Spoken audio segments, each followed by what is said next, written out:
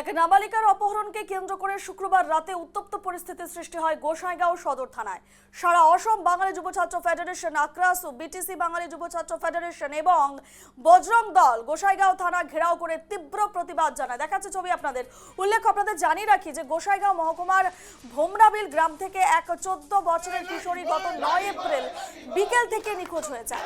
তবে ওই কিশোরীকে পলাশগুড়ি গ্রামের এক বিপরীতধর্মী যুবক বলপূর্বক তুলে নিয়ে যাবার তথ্য পেয়েও পুলিশ এখনো কোনো পদক্ষেপ নেয়নি বলে অভিযোগ।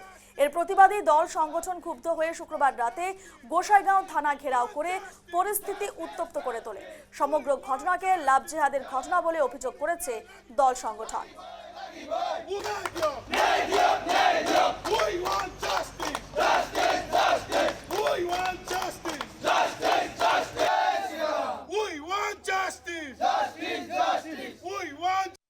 তাৰমানে কোৱা লগা কি আছে, আমি আসলে দুখ পাইছো।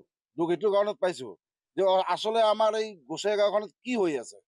আজি আমি দীৰ্ঘদিনৰ পৰা দেখি আছো যে যিটো লাভ জিহাদৰ ঘটনা এইটো হৈয়ে আছে, কিন্তু আজি যিটো ঘটনা ঘটি গ'ল, আমি এই বিষয় যিটো আমাৰ অসম চৰকাৰে যিটো ষ্টেপ লৈছে, ইলেকশ্যনৰ আগমুহূৰ্তত কথা কৈছিলে যে এনেকুৱা যিটো লাভ জিহাদৰ ঘটনা ঘটে তেতিয়াহ'লে ঠেং ভাঙি দিব বুলি কৈছে আমাৰ মুখ্যমন্ত্ৰীজনে।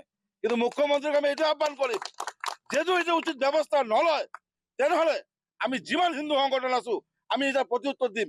আৰু এটা কথা মই ক'বলৈ বিচাৰিছো যে আমচু, এবিএমচু, নেমচু সিহঁতে কিয় নিমাত হৈ আছে, সিহঁতে আমাক সহযোগ কৰিব লাগে, কিন্তু সিহঁতে মাত মাতা আমি দেখিবলৈ পোৱা নাই।